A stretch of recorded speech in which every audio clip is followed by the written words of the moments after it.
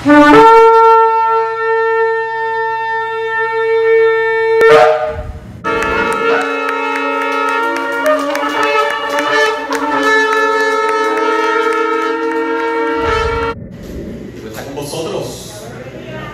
es la calle 20 filada del pueblo de Arecibo, en la carretera número 2, en el sector Candelaria. Usted Roé Navi Ben-Or, que le saluda afectuosamente en este lindo Shabbat, en este precioso Shabbat. Nos corresponde el estudio de la porción semanal, la Parashá o la Sidra número 9, y esta porción semanal, esta Parashá, lleva por nombre Vayeshev. Vayeshev, una buena traducción al español es y se estableció o se asentó. Se estableció o se asentó. Y si usted ha estudiado el capítulo 37 del libro de Bereshit, se encuentra, ¿verdad? Se va a encontrar con la historia de Yosef. Pero no solamente es la historia de Yosef, es la historia de Jacob y su hijo Yosef, además de los eventos. Pero cuando buscamos el protagonismo, por decirlo así, aunque el protagonista es el Elohim Todopoderoso, pero en cuanto a los hombres, tenemos la vida de Jacob, que guarda relación con el nombre de la Parashá, ¿verdad? Y se asentó o se estableció, porque usted sabe que él viene a establecerse más adelante en la tierra de Misraim o en la tierra de Egipto.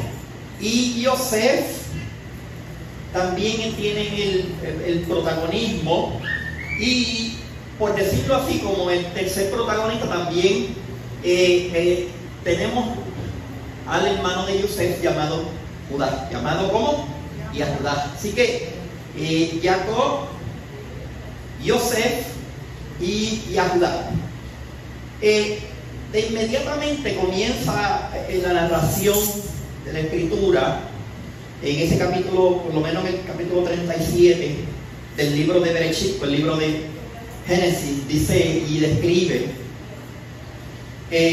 por lo menos dice, ¿verdad? El verso 1 dice: habitó Jacob en Aretz, o en la tierra donde había morado su padre, en tierra de Canaán. Y entonces, como le dije, en el verso dice, ¿esta qué? Esta es la historia de ¿qué? De la familia de Jacob.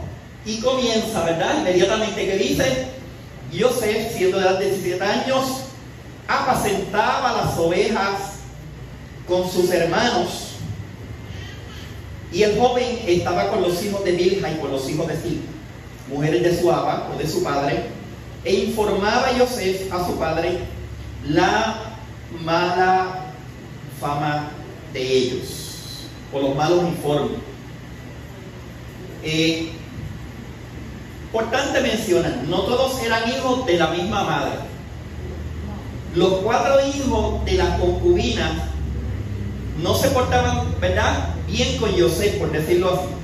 Entonces Yosef habló mal de ellos a su padre, para ir introduciéndolos en la historia, y en lugar de reprenderlos a ellos, de amonestarlos a ellos y de aclarar posibles malos entendidos, habló a su padre, lo cual muchos interpretan que se constituye como el pecado del Lashon Hara.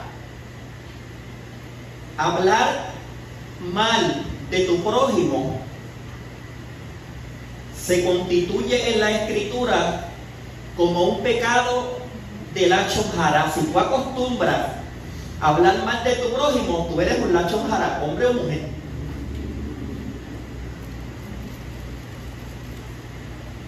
Si acostumbras a hablar mal, si acostumbras a decir mal, de otra forma, mal decir, se constituye en el pecado de Lashon Hara, que algunos le dicen lengua mala, pero la interpretación que más va de acuerdo es lengua de maldad. A mi entender, ¿lengua de qué? Lashon Hara es una ¿qué? lengua de maldad. Nosotros somos llamados a bendecir. ¿A qué? ¿A qué somos llamados?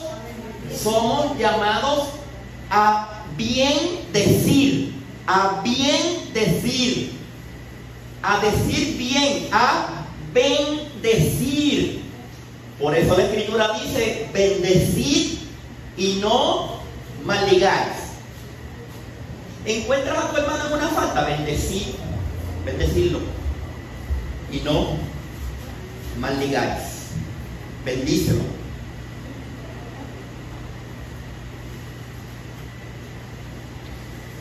Así que muchos interpretan, ¿verdad?, en el círculo del movimiento rabínico, y muchos enseñan que por esta lengua de maldad, en este sentido, ¿verdad?, en este sentido,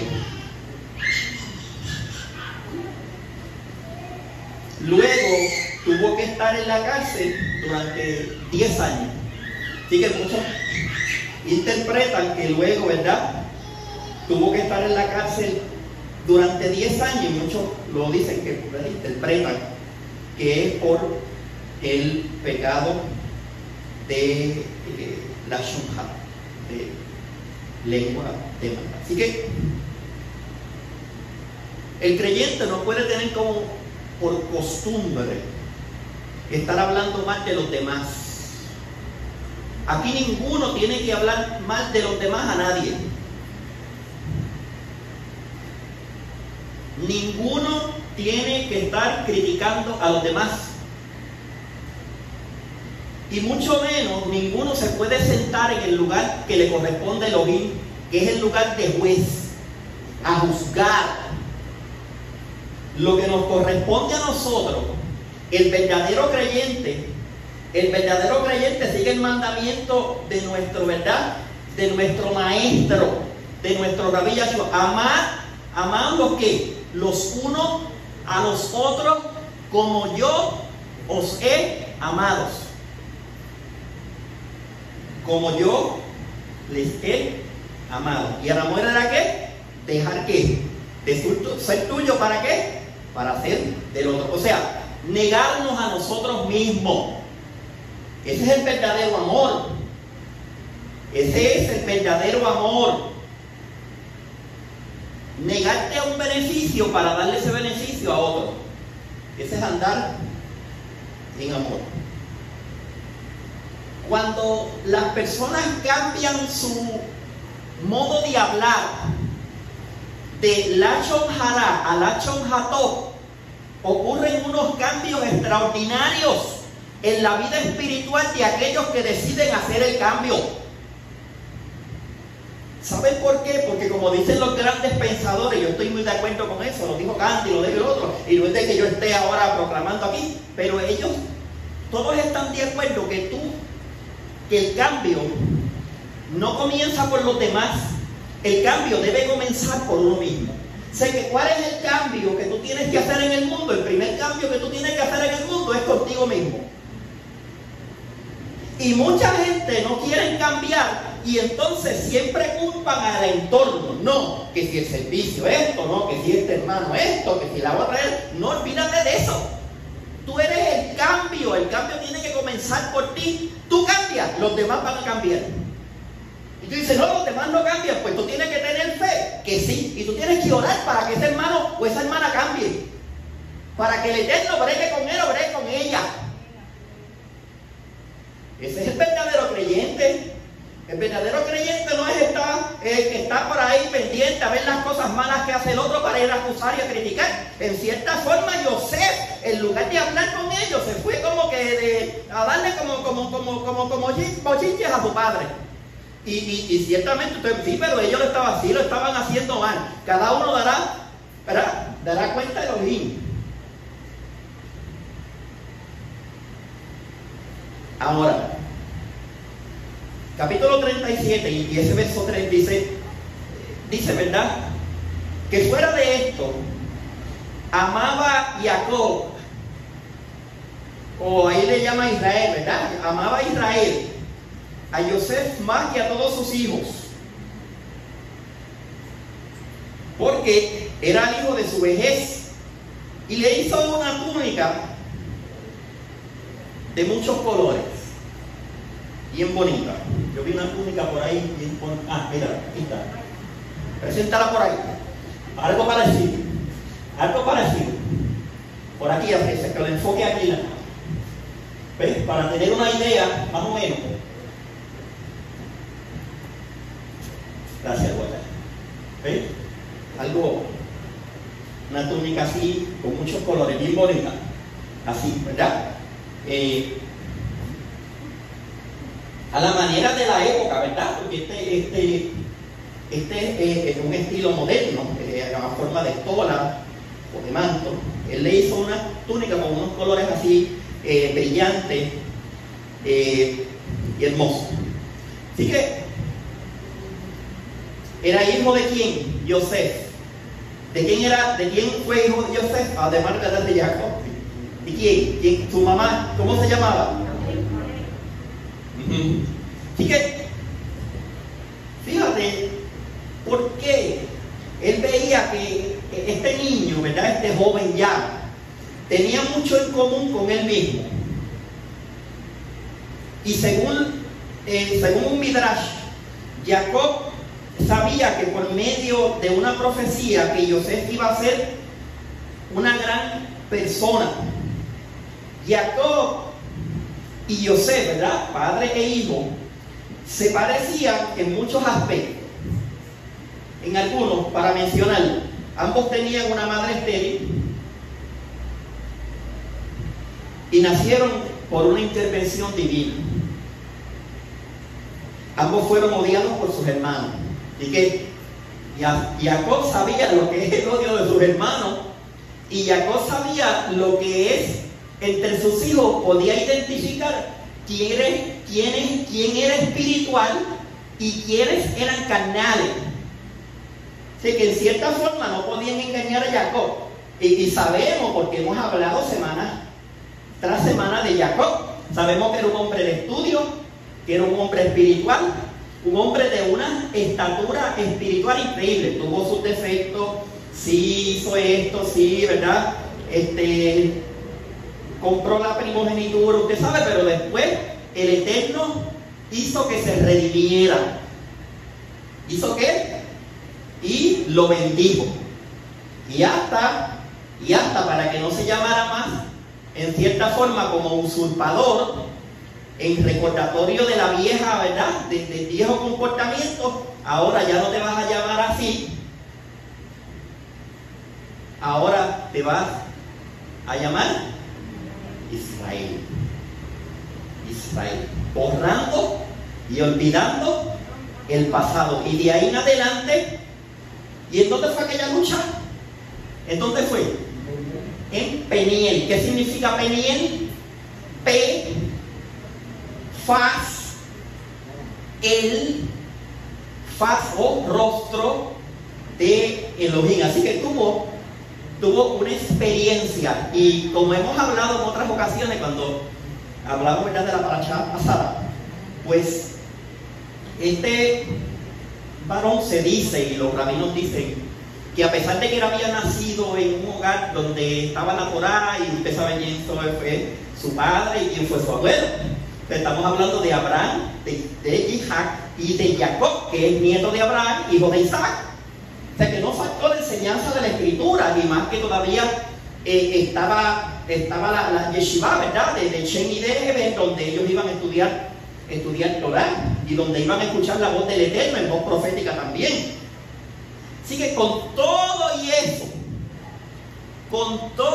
eso, ellos dicen que todavía Jacob no había tenido la experiencia genuina como la que tuvo allí. Y de allí en adelante su convicción fue increíble. O sea, allí, de allí comenzó una nueva vida. Usted puede estar años aquí escuchando, y se enseña la Torá, y se enseña la palabra como tiene que ser, y usted seguir siendo el mismo, porque esto es una actitud personal. Esto tiene que ser algo personal, tiene que ser un compromiso personal. Tiene que haber en usted la razón, la voluntad o el deseo de servir a Elohim en espíritu y en verdad.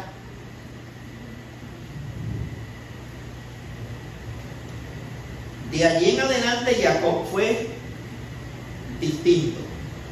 Tuvo una experiencia genuina. Y usted puede decir, pero yo no he tenido una experiencia genuina, pues ¿qué espera para tenerla? ¿O es que Elohim está a años luz de nosotros? Cerca de ti está que la palabra, cerca de ti está. Nosotros servimos un Elohim vivo y de poder. La religión enseñó a la religión, ¿verdad? Adoctrinó y enseñó acerca de un Dios que está escondido, de un Elohim que está distante. Y eso es falso. Nosotros le servimos un Elohim que es el Roy, que está ahí presente, que dice, clama a mí y yo te responderé, que dice, buscadme y vivirá vuestro corazón. Cerca de ti está la palabra, en tu boca y en tu corazón. Un Elohim que ciertamente está cerca, al lado de cada uno de los que le buscan, pero que le buscan en espíritu y en verdad. Me encontrará, pero me vas a encontrar, como dice la misma escritura, cuando tú me busques de todo corazón. Así que la experiencia de la Torah es una experiencia interna. O usted le sirve externamente y se viste de mesiánico y se pone la estola si es mujer, si es varón se pone la kipá y se envuelve con el talit y se queda solamente en una experiencia externa. Pero más que una experiencia externa, el Eterno demanda una experiencia interna, una experiencia del corazón, de adentro, de lo profundo, porque la obra del Eterno empieza desde adentro, como cuando comenzaron a edificar el tabernáculo, el Mishkan, desde adentro para afuera. Pero esa obra la tenemos que permitir nosotros, eso tenemos que anhelarlo nosotros. El Eterno respeta nuestra voluntad, y donde no quieren la obra, pues dice, pues está bien. Pero si usted lo invita a que cambie su ser y está dispuesto, el Eterno va a entronarse en el corazón tuyo, en el corazón de aquellos que le buscan en espíritu y en verdad. El asiento del alma, el asiento del Eterno está en nuestro corazón. Él quiere estar sentado ahí y Él quiere, ¿verdad?, controlar todas nuestras emociones. Que nuestra mente sea la mente del Eterno, que llevemos los pensamientos cautivos en obediencia, Mashiach, como dice la Escritura. Así que, viendo a sus hermanos, que su padre como que ellos decían, ¿verdad?, que los amaba más, y yo opino que el padre los amaba a todos. Lo que pasa es que no le aplaudía el mal comportamiento a los hermanos, y porque no le aplaudía, ni José tampoco, pues por esto ellos se enojaban. Sus hermanos por eso lo odiaban y no podían hablarle amistosamente. ¿Cómo le decían? Cuando él fue enviado por su padre, y su padre dice, ve a ver, más que a las ovejas, el padre le dice, ve a ver si tienen shalom, si hay paz entre ellos, porque parece que ellos también habían disputas entre ellos y desacuerdos. Y cuando ven a Yosef acercarse, ¿qué dijeron? Mira, ahí viene ¿quién? El soñador, ahí viene el más espiritual, ahí viene el que todo lo sabe, ahí viene el estofón de las escrituras. Y volvemos a lo que estábamos hablando ahorita. ¿Qué es eso? ¿Eso es qué? Lengua maldiciente. ¿Eso es qué?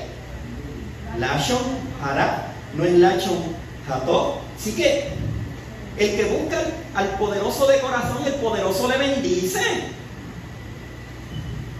Y entonces, al contrario, cuando el Eterno usa a alguien, yo me alegro, yo me contento. Cuando el Eterno bendice a alguien es por algo bueno está haciendo. Y usted puede decir, no, pero eres así. El Eterno es quien conoce el corazón. Así que usted no juzgue según las apariencias, porque el Eterno mira el corazón. El hombre mira lo que está delante de sus ojos. ¿Quién le dijo eso? ¿A quién le dijeron eso? ¿Mas yo qué? ¿Mas yo juzgo? ¿Mas yo qué? Miro el corazón. El Eterno le dijo a Samuel, un hombre de visión, mas se equivocó. Y el Eterno le dijo, a este lo desecho, a este lo desecho. ¿Y aquel? No, aquel sí trae lo que lo voy a ungir. Porque el hombre mira lo que está y busca y dice, no, muchacho, no. Pero el Eterno, ¿quién conoce lo profundo de nuestro ser? Porque es nuestro creador. Así que los hijos pueden ser el reflejo de sus padres.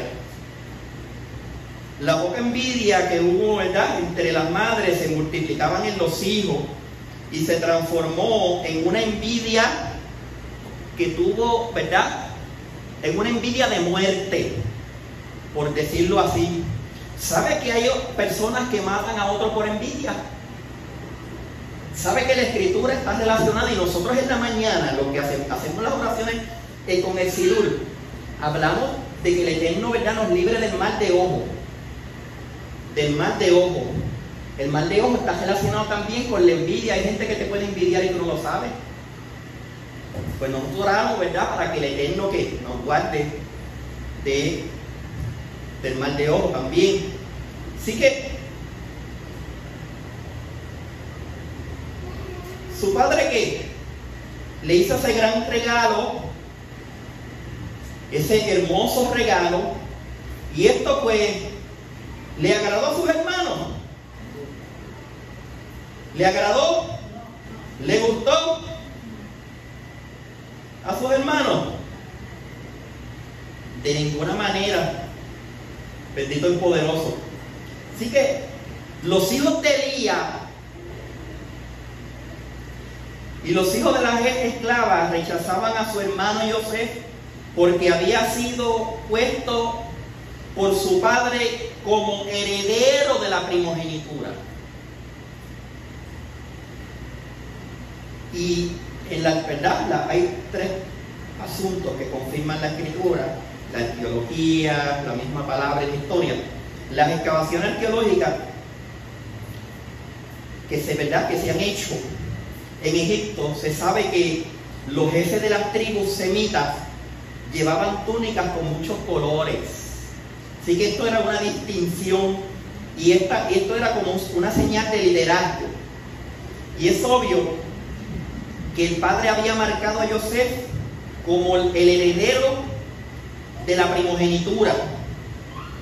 Como vemos en el texto, 1 Crónicas 5, del 1 al 2, y en otros también, en el libro de Deuteronomio o de Barín, capítulo 21, y verso del 15 al 17, Jacob no tenía el derecho de quitar a Rubén la primogenitura. ¿Quién era Rubén? El primogénito, ¿verdad? De las 12 tribus, el primogénito. Ahora, ¿la primogenitura le fue dada a José, sí o no? No por preferencia personal, sino por revelación profética. Y hay varios ejemplos en las escrituras donde vemos, ¿verdad?, que el orden natural de la herencia es cambiado por un orden profético. Génesis, versículo 48, versos del 17 al 20. Ahora, en cuanto al judaísmo, porque hay mucha gente negando el Mashiach ahora y ya no quieren creer, por supuesto. El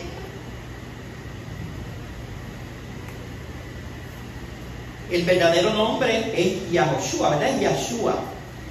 Y Yahshua, el Yahshua hebreo, el Yahshua judío, no es el Jesucristo gentil. El Jesucristo gentil es un falso Mesías, alejado de la Torá. Porque el Yahshua, ¿verdad?, el Yahshua judío, nacido en Betlehem, en Belén de Judá, dijo que no vino a abolir la Torá o los profetas, sino que vino ¿qué? A cumplir. Y hasta que pasen el ¿qué? El cielo y la tierra, ni una jota, ni una tilde, ni una yo, ni una cos pasará de la Torá sin que todo se haya cumplido. También dijo que el hijo del hombre, Benja Adán, es Adón ¿de qué? Del Shabbat, es Adón del día de reposo. Por eso guardaba el reposo se congregaba, iba a la sinagoga. Ahora Jesús se congrega los domingos, pero Yeshua se congregaba los sábados. Jesús va a la iglesia, pero Yeshua iba a la sinagoga. Entonces Jesús come cerdo, pero Yeshua nunca comió cerdo. Entonces, ¿a quiénes sirven? ¿A quién está sirviendo los que sirven bajo el nombre de Jesucristo? A un falso, ¿verdad? A un falso Mesías, por supuesto. Yo no estoy rechazando a ninguno. Quisiera yo que todos invocaran y todos fueran a la iglesia, pero tiene que haber teshuvá, tienen que regresar. El mismo Yeshua dice, ¿verdad?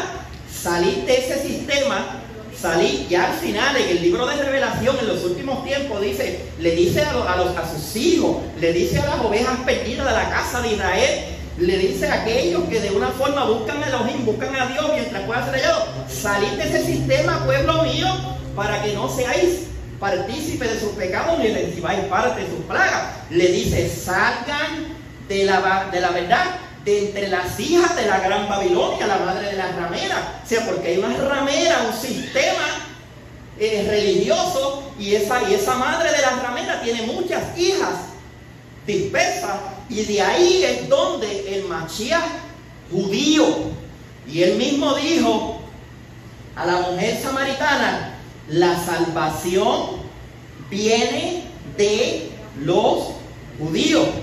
Quisiera yo que todos los creyentes supieran que le sirven a un judío, que su salvador es judío, que nunca comió cerdo, que no comió morcilla, y que guardó el Shabbat. Los cristianos siguen a un judío, claro, con un sobrenombre, con otro nombre, pero ellos mismos saben que en el madero arriba, Poncio Pilato, ¿verdad?, ordenó escribir ¿qué? Inri, Yahushua Nazaret, rey Yahudim, Yeshua Nazaret, rey de los judíos. Así que ese que ellos le sirven es el rey de los judíos, con otro nombre, con otro concepto, ¿verdad? O un andamiaje de una religión babilónica, pero el Eterno está bregando con su pueblo para que salgan de ese sistema y vengan a la Torá, ¿verdad? Vengan a la verdad de las Escrituras. Ahora, en cuanto al Talmud, habla de dos tipos del Mesías. Hay gente que está negando el Mesías, pero sin saber lo que dice el Talmud. O sea, o no creen en el Mesías, pero el Talmud habla del Mesías. Y el Talmud habla de dos tipos de Mesías. Por un lado, se habla de el Mashiach ben Yosef, el Mesías hijo de José, que es el Mesías sufriente, como hijo de Yosef. No necesariamente, ¿verdad?, en el sentido literal, sino como descendiente, sino en el sentido alegórico, como seguidor o imitador. Por otro lado, se habla también en el Talmud del Mashiach ben David, el Mesías que es el Mesías triunfante, descendiente directo de la casa de David. En Yeshua se cumplen estos dos papeles. En su primera aparición vino como el Mesías ben Yosef, como el siervo sufriente, y en su segunda aparición vendrá, porque todavía no ha venido, ¿verdad? Regresará, vendrá como el Mashiach ben David. Yo quisiera que los mesiánicos renegados que están negando al Mashiach después de él haberlo salvado, y el Padre haber dado testimonio de su Hijo, fueran como Bartimeo, se volvieran ciegos. Porque Bartimeo no veía, ¿verdad? Era un ciego. Pero, ¿qué le dijo? ¿Cómo le dijo? ¿Cómo él le dijo cuando escuchó? No, miren lo que es, miren el asunto. No tenía visión física, pero sí espiritual. Quiera Abba que le abra los ojos espirituales a los ciegos que tienen ojos y no ven. Él le dijo Yahshua, ¿cómo? Ben David. ¿Ten qué? Rahamín, ten misericordia de mí. ¿Qué le dijo? Tú eres el que, el Mashiach Ben David, el, ¿verdad? Mashiach triunfante, el hijo de David. Y ahora hay mucho, ¿verdad? Dándose golpes en el pecho, negando la verdad de la palabra. Pero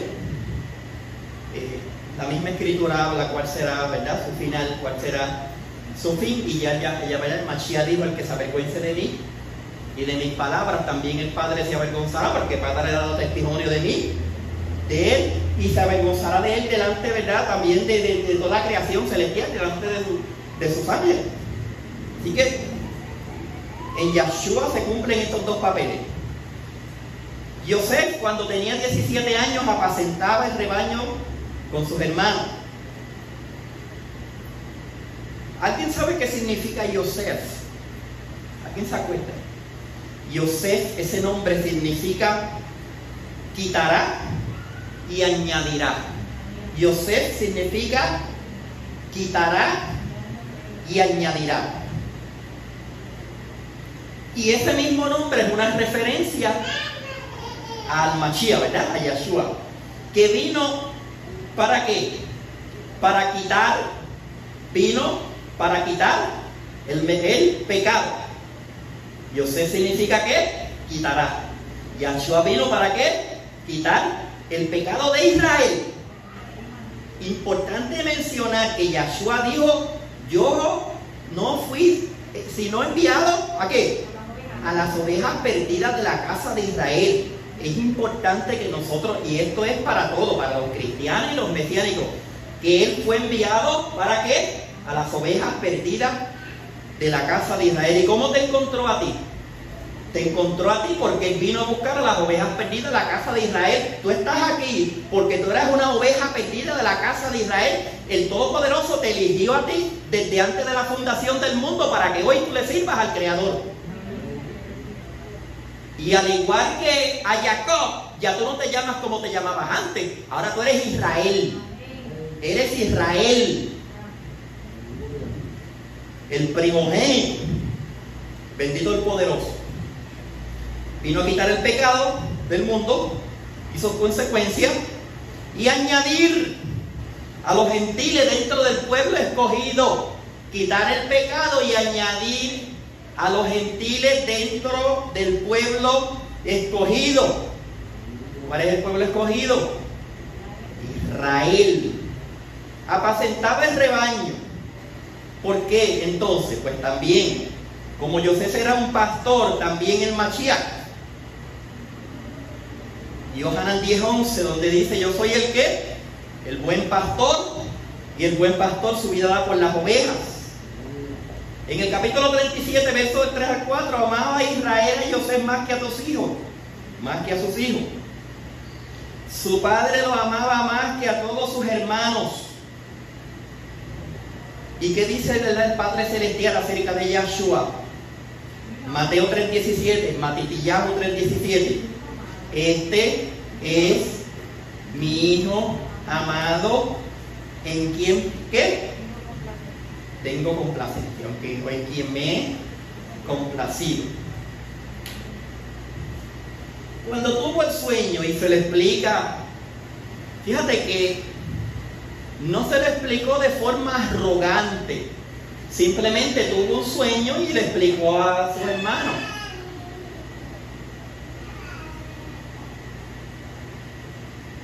¿Cuántos aquí el Eterno le da sueños? O se le revela el sueño. Y el sueño es el nivel más bajo de la profecía. El Eterno nos puede hablar en sueños también. Nos puede revelar en sueños. Nos puede dar mensajes en sueños. Pues aquí le está, ¿verdad? Porque muchos sueños son proféticos de cosas que han de acontecer. ¿En qué? En un futuro. antes de yo ser maestro de escuela bíblica, cuando estaba en la otra, ¿verdad?, en el otro campamento, en la otra escuela, yo tuve un sueño donde yo estaba en un salón de clase y había muchos pupitres. Y yo estaba en ese salón dándole clase a varias de las personas que se congregaban en esa iglesia. El Eterno bueno, así, en un salón de clase, pupitre, y yo dándole clase a varias de las ancianas muy queridas que estaban ¿verdad?, en aquella iglesia. No pasó mucho tiempo cuando tuve otro sueño. Y soñé con, creo que era Mateo 7:13 o 7:14. Sí, más bien, porque te estoy hablando de muchísimos años atrás, donde dice entrar por la puerta estrecha, la puerta angosta, porque que lleva la vida. Soñé con esa porción de las Escrituras. Y un anciano de la verdad, de otra iglesia, me dice: prepárate porque tú vas a predicar pronto. Y yo nunca lo había hecho. Cuando tuve la primera experiencia y la segunda, cuando a las 2 semanas ya me habían dado la oportunidad para predicar, después del sueño y yo haber hecho mi asignación, porque el Eterno me lo reveló, pero yo me puse a estudiar esa porción. Y de la otra, no pasó mucho tiempo cuando me preguntaron si quería ser maestro de escuela bíblica, ¿verdad?, en aquel tiempo. Y así ocurrió. Dije que sí, porque es un honor servirle al Eterno. No todos tienen el talento de la enseñanza, pero algunos tienen el del cántico, otros tienen habilidad para la danza, otros, y cualquier tipo de habilidad que usted tenga bien puesta en las manos del Eterno es una bendición, porque es un privilegio servirle al Eterno, porque el Eterno mismo se encarga de bendecirlo. Tuvo este sueño y él le cuenta, y aquí estábamos atando gavillas, cortando, ¿verdad?, como hacían nuestros abuelos, que tenían animales y no tenían pasto en su finca. Pues entonces se iban a cortar, ¿verdad?, pasto, y lo ponían sobre una tira, ¿verdad?, una tira o sobre un manto, y entonces cuando tenían cierta cantidad lo amarraban y quedaba, ¿verdad?, quedaba redondito. Si usted lo ponía así en el piso, quedaba redondeadito, por el medio amarradito, como una soga o con lo que fuera, con una manta, ¿verdad?, de saco.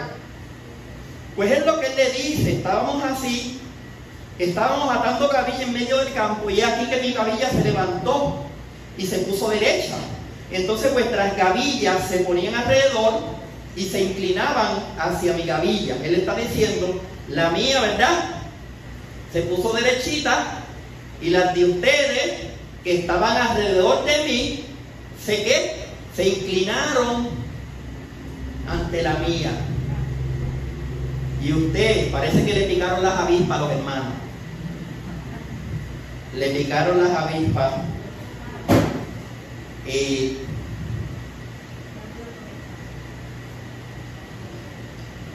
se enojaron con él. Mi gavilla se levantó, y esto, ¿verdad?, aludía en un tiempo futuro al levantamiento de Yosef y a, ¿verdad?, la resurrección del Mashiach de entre los muertos, porque la vida de Yosef es comparada con la vida. Por eso el Mashiach ben Yosef y el Mashiach ben David. Es una muestra que después del levantamiento de Yosef y la resurrección del Mashiach habría un reinado. También muestra que todas las tribus de Israel tendrán que reunirse alrededor del Mashiach para obedecerle con reverencia, le guste o no le guste. La casa de Judá tendrá que reunirse alrededor del Mashiach, tendrá que reconocer al Mashiach ben David, porque ya el Mashiach ben, por supuesto, saber que el que vino era el Mashiach ben Yosef, y el que tienen presente en el final de los tiempos es el Mashiach ben David. Le guste o no le guste, griten y lo que sea, se digan que no, se den golpes en el pecho, patadas, se tiren a patalear al piso, a llorar. Así es que está establecido por el Todopoderoso. El poderoso de Israel cegó temporalmente a los judíos, la casa de Judá. ¿Qué hizo? ¿Verdad? Le puso un velo en cuanto al Mashiach. ¿Para qué? Para que el Mashiach Ben Yosef añada. ¿Para qué? Añada a los gentiles, ¿verdad? A su pueblo Israel. Bendito el poderoso. Tuvo otro sueño más. El sol y la luna y 11 estrellas.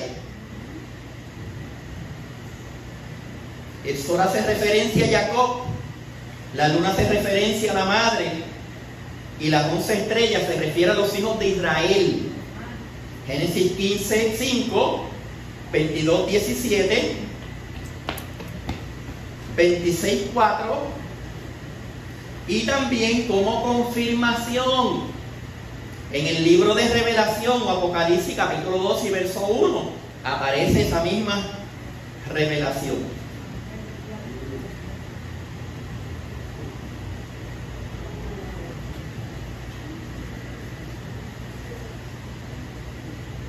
Así que este sueño profético es también una evidencia acerca de la resurrección de los muertos. Si Jacob y Bilha, y mucho menos, ¿verdad?, Rahel, no se inclinaron ante Yosef en Egipto, tiene que haber una resurrección de entre los muertos para que esta profecía tenga cumplimiento. Y entonces Rahel, la madre de Yosef, se inclinará ante el Mashiach Ben Yosef, que es Yahshua, el hijo de José. Así que la resurrección está relacionada con el sol, la luna, las estrellas. Y en muchas porciones de las escrituras, ¿verdad? Lo tenemos en 1 Corintios 15, verso 14, verso 41 y 42, que no vamos a tocarlo, pero sí. Y como decía Revelación 12, versos del 1 al 2, y una gran señal apareció en el cielo, una mujer vestida de sol, con la luna debajo de sus pies, y una corona de 12 estrellas sobre su cabeza. Estaba encinta y grita estando de parto, y con dolores de alumbramiento, y ella dio a luz un hijo varón. ¿Quién es ese? Que ha de regir a todas las naciones con vara de hierro, por la Torá. Y su hijo fue arrebatado hasta Elohim y hasta su trono. ¿Cierto o falso? Fue levantado, ¿verdad?, hasta el trono de Elohim. Y la mujer huyó al desierto, donde tiene lugar preparado para Elohim, para ser sustentada allí por 1260 días. Hay judíos o líneas de verdad del judaísmo donde no creen en la resurrección y dice que es imposible que esto haya ocurrido, pero hay otras líneas del judaísmo donde sí creen en la resurrección. Así que hay unas líneas místicas del judaísmo donde dice que, donde hablan de Enoc, que fue traspuesto, y dice que tiene todavía sigue con su verdad, con su ministerio de una forma, ¿verdad? No vamos a entrar en detalle, pero sí, también esa misma línea del misticismo judío habla también de Eliyahu Hanabí, el profeta Elías, que sigue todavía cumpliendo su verdad, su abodá.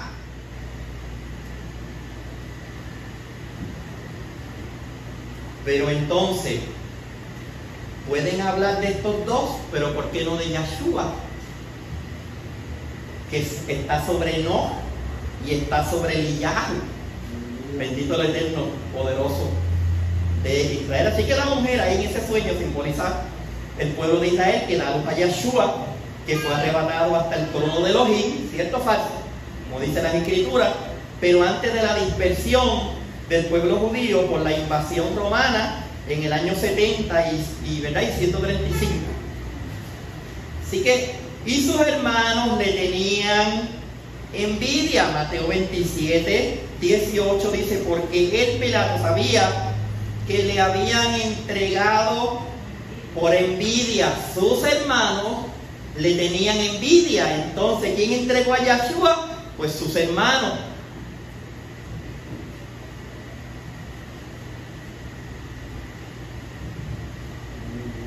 ¿Ustedes han escuchado cuando dicen que los judíos mataron a, como se dice allá, ¿verdad? Como a Cristo?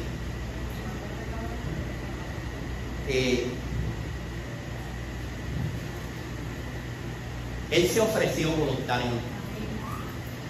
Mis pecados lo llevaron a hacer lo que Él hizo por mí, por amor, en un servicio incondicional. Voluntariamente ocupó mi lugar. Así que judíos, gentiles y griegos y latinos y lo que por ahí para allá, africanos, nuestros pecados fueron puestos sobre Él. Así que en cierta forma todos somos culpables por su muerte.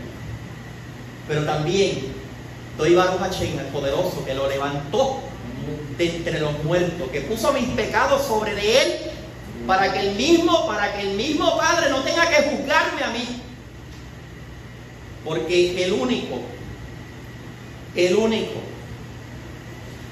que no hizo pecado, ni fue, ¿verdad?, encontrado engaño en su boca, ¿quién fue?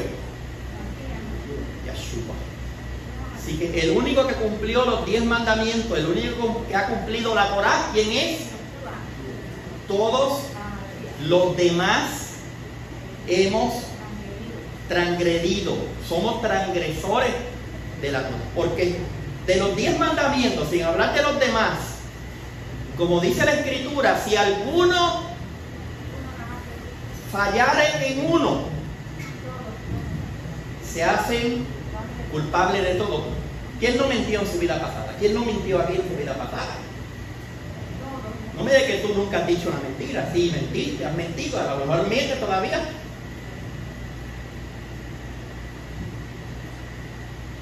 Todos. ¿Quién nos robó en su vida pasada? ¿Por qué? Porque delante de Elohim, hasta robarte un bombón de menta allá en la tienda de Moncho cuando estabas en la escuela, también eso te cuenta por pecado.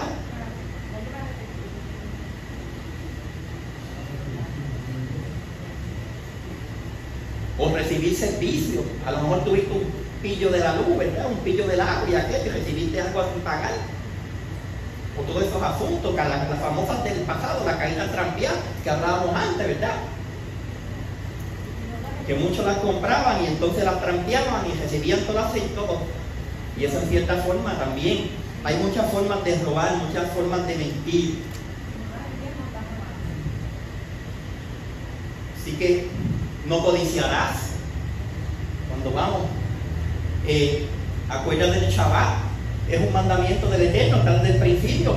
Nosotros no lo cumplíamos. Pues el fallar en uno nos hace culpables de todo, pero Baruch Hashem, por Yeshua HaMashiach, que por medio de él tenemos la salvación, tenemos la entrada, ¿verdad? Tenemos la entrada a la misericordia del Poderoso. Te enviaré a ellos, le dice Jacob. Te enviaré a ellos. Y él les dijo, iré. Y José fue enviado por su padre a los hijos de Israel. ¿Cierto o falso? Y Yahshua no fue enviado por su padre a las ovejas de la casa de Israel. Entonces el dueño de la viña dijo, Lucas 20, versos 13 y 15. Entonces el dueño de la viña dijo, ¿qué haré? Enviaré a mi hijo amado. ¿Quién es el dueño de la viña? El Eterno, el Elohim de Israel. Dice, enviaré a mi hijo amado, quizás él lo respetarán. Pero cuando los labradores lo vieron, razonaron entre sí diciendo, este es el heredero, matémoslo para que la heredad sea nuestra. Arrojándolo fuera de la viña, ¿lo qué? Lo mataron. Más claro nos canta gallo. Entonces le dijo, ve ahora y mira cómo están tus hermanos, cómo está el rebaño, y tráeme noticias de ellos. Y lo envió desde Hebrón, y José fue a Shechem. Y la palabra hebrea que así es traducida como ¿cómo están? Lo que hablamos ahorita en la introducción, le dijo, mira a ver si tienen paz, si tienen shalom. ¿Y qué significa shalom? Pues paz, bienestar, prosperidad, salud. Shalom significa paz, bienestar, prosperidad y salud. El Mashiach busca el Shalom de Israel, su paz, su bienestar, su prosperidad y su salud. El Mashiach es el mensajero de Shalom de Israel. Los que están cerca como los que están lejos. Y vino y anunció la paz a vosotros los que estabais lejos, que éramos nosotros los gentiles, y la paz a los que estaban ¿qué? Cerca, la casa de Judá, ¿verdad? A los judíos. Fue a Shehem. Shehem significa hombro y alude al madero puesto sobre los hombros del, ¿verdad? Del Mashiach, Yeshua, en la búsqueda de sus hermanos israelitas, en el Ápoda, en la misión de Shalom, tuvo que ir a Shehem, tuvo que morir en el madero. Así que ese nombre, ¿verdad? Lo que nos hace una alusión es al madero que fue puesto sobre los hombros de Yeshua. Busco a mis hermanos. Mashiach vino para buscar y salvar lo que se había perdido, las ovejas perdidas de la casa de Israel. Mateo 15:24. Yosef fue a buscar a sus hermanos. Yeshua también fue enviado ¿a qué? A buscar ¿qué? Fíjate que te llaman hermano sin ser hermano todavía, porque él vino a buscarte. Y hasta que tú no lo recibes, lo aceptas, no tienes, ¿verdad? Un estatus. ¿Por qué somos hijos de Elohim? ¿Por qué somos hijos de él? Por la fe en Yahushua. Por la fe en Yeshua. No he sido enviado sino las ovejas perdidas de la casa de Israel. No he sido enviado sino, como hablamos ahorita, las ovejas perdidas de la casa de Israel. Yosef fue tras sus hermanos y los encontró. Después de haber estado en Shehem, que representa la muerte y la resurrección, el Mashiach fue en búsqueda de los hijos de Israel hasta encontrarlos. Nosotros somos el resultado de esa búsqueda. Yosef los encontró. ¿Dónde los encontró? En Dotán, que es tipo del mundo. O sea que el padre tiene que enviar a su hijo al mundo. El padre tiene que enviar a su hijo al mundo. ¿Para qué? Buscarlo. Y los encontró. Todos los hijos de Israel serán encontrados por Mashiach en los últimos días. Y aún a los que se resisten, porque hay gente que de ninguna forma quiere creer en el mesianismo y se resisten porque están en la religión romana todavía.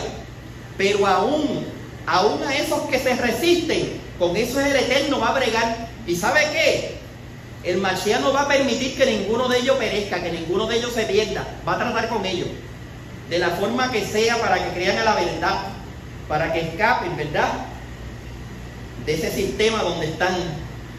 Tramaron entre ellos. ¿Cuándo lo vieron que llegó? ¿Tramaron o no? Sí. ¿Qué dice Mateo 26:4? Tramaron entre ellos prender a Yeshua con engaño y ¿qué? Y matarle. Despojaron a Yosef de su túnica. La túnica representa la realeza y autoridad. No les reconocieron como el jefe que el padre había puesto sobre ellos. Los hermanos de Yeshua tampoco reconocieron su autoridad que tenía del padre. Mateo 21:23. Cuando llegó Yeshua al templo, los principales cojanim, sacerdotes, y los ancianos del pueblo se le acercaron mientras enseñaba diciendo: ¿con qué autoridad haces estas cosas? ¿Y quién te dio esta autoridad? ¿Qué dice Salmo 22:18? Repartieron mis vestidos entre sí, sobre mi ropa echaron suerte. Y Mateo 27:35, habiéndole colgado del madero, se repartieron sus vestidos echando suerte. Y echaron a José en un pozo, ¿cierto o falso? En una cisterna. Y este pozo simboliza la muerte, el abismo, el Sheol. Salmo 30 y verso 3, donde aparece la palabra hebrea Bor, B-O-R, que Rashi dice que es un lugar de escorpiones y serpientes. Y 2 veces aparece la palabra pozo en la historia de Yosef. También aparece más adelante en el capítulo 41 y verso 14, donde se tradujo como cárcel o calabozo, que también tiene su simbolismo. La Torá muestra 2 pozos en el relato de Yosef. El primero fue en la tierra de Israel y el segundo fue en la tierra de Egipto. Y esto nos enseña que la muerte del Mashiach ben Yosef fue para los hijos de Israel y también para el mundo entero, representado en Egipto. Y ahí estábamos, ¿verdad? Estábamos nosotros. Se sentaron a comer pan. 37-25, justamente después de haber tratado a Yosef, o sea, tirado a Yosef al pozo, se sientan a comer pan sin ningún tipo de remordimiento, sin misericordia. Lo tiran ahí donde dice que ese bor estaba lleno de serpientes y escorpiones, como dicen los midrashim, pero ninguno tocó a Yosef. ¿Acuerdan cuando tiraron a Daniel en el foso? ¿Por qué? En un nivel como Yosef y en un nivel como Daniel, en un nivel y el nivel que han alcanzado muchísimos otros, en un nivel como el espiritual, como que estaban estas personas, pueden hablar a los animales entender lo que están diciendo, y hasta, ¿por qué? Porque el poderoso le da dominio sobre todas las cosas. Ahí usted puede entender cuando en medio de la tempestad Yahshua se levanta y hace ¿qué? Ordena ¿qué? Ordena ¿qué? Que se hiciera ¿qué? Y ocurrió. Así que aquellas serpientes y escorpiones sabían quién estaba allí. No pudieron tocarlo. Bendito el poderoso de Israel. Así que se sientan sin remordimiento, y aquellos judíos, ¿verdad?, más adelante, que habían entregado a Yahshua para morir luego, comieron la Pesach, la Pascua, ¿verdad?, por la noche, como está escrito en Juan capítulo 18 y verso 28. O sea, que se sientan a comer Pesach. Pero ¿qué pasó? ¿Qué había pasado? ¿Qué había pasado un rato antes, unas horas antes? Habían prácticamente dicho que su sangre sea, cuélguenlo del madero, que su sangre sea sobre ¿qué? Nosotros y sobre nuestros hijos.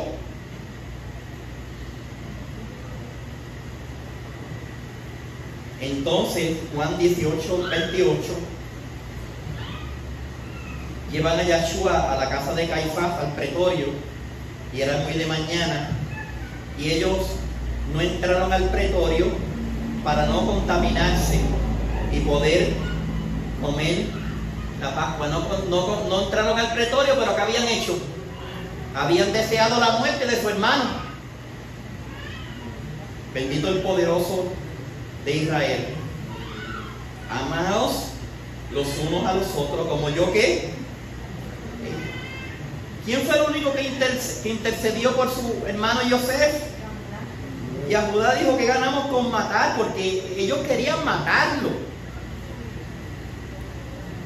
El Talmud nos enseña que cuando una persona mata a otra, delante de los ojos del Eterno, es como si hubiera matado toda la humanidad. También nos enseña que cuando uno trata de hacer quedar a una persona en público en ridículo, porque hay gente que le gusta ridiculizar a otros en público. Y esa persona se avergüenza y se le sube la sangre al rostro, porque usted sabe, ¿verdad? Las orejas y todo eso. Dice que ante los ojos del Eterno es como si hubiera matado. Nosotros tenemos que tener cuidado en la forma que hablamos, en el tipo de bromas que podemos hacer, y mucho menos tratar de avergonzar a nuestro hermana, a nuestro prójimo en público. Es de grande afrenta ante los ojos del Eterno. Bendito el poderoso. El único, ¿verdad? Sus hermanos le hicieron caso, pero lo vendieron, ¿no? ¿A quién lo vendieron? A los madianitas. Y ellos sacaron a José subiéndolo del pozo y vendieron a José a los, ¿verdad?, ismaelitas por 20 piezas de plata, y lo llevaron a Egipto. Sacaron a José. Es como, ¿verdad?, la resurrección del qué, porque es como si hubiera muerto y hubiera ¿qué?, sacado de la tumba, y lo vendieron. ¿Por cuánto? ¿Por el precio de qué? Más adelante, ¿a quién venden? Al Mashiach, también por el precio de un esclavo. Empaparon la túnica en sangre. Y esto nos habla de dos cosas, ya estoy por concluir. Mashiach tenía que morir por causa del rechazo de sus hermanos. La muerte de Mashiach es la base para su reinado, representado ¿en qué? En la túnica. Dice que el manto de Yahshua era de una sola pieza, sin costura. ¿Era qué? Un manto similar al utilizado por los Kohanim, un manto sacerdotal. Bendito el poderoso de Israel, con su sisión, ¿verdad? En cada esquina, como establece el escrito. Así que, para terminar, hay una conexión entre la sangre y el manto. Génesis 49:11, Isaías 63, 2 y 3. También el libro de Revelación 19:13. La sangre habla del ministerio sacerdotal o de la Kená, y el manto de la realeza. El Mashiach tiene ambos ministerios, ¿verdad? Él fue ¿qué? ¿Fue qué? ¿Cómo le dijo el Padre? Te establezco ¿qué? Como Cohen, ¿verdad? Servicio, tienes el ¿qué? El servicio del sacerdocio eterno para siempre, según ¿qué? El orden de Melquisedec, y tiene la realeza porque fue declarado rey, ¿verdad? Bendito el poderoso de Israel. Baruch atah Yahweh Eloheinu melech haolam, asher bachar banu mikol hamim benatan lanu etoratot, Baruch atah Yahweh noten hatorah. Bendito eres tú, Yahweh, nuestro Elohim, Rey del universo, que nos escogió todos los pueblos y nos ha dado su Torah. Bendito eres tú, poderoso nuestro, el dador de la Torah. Amén.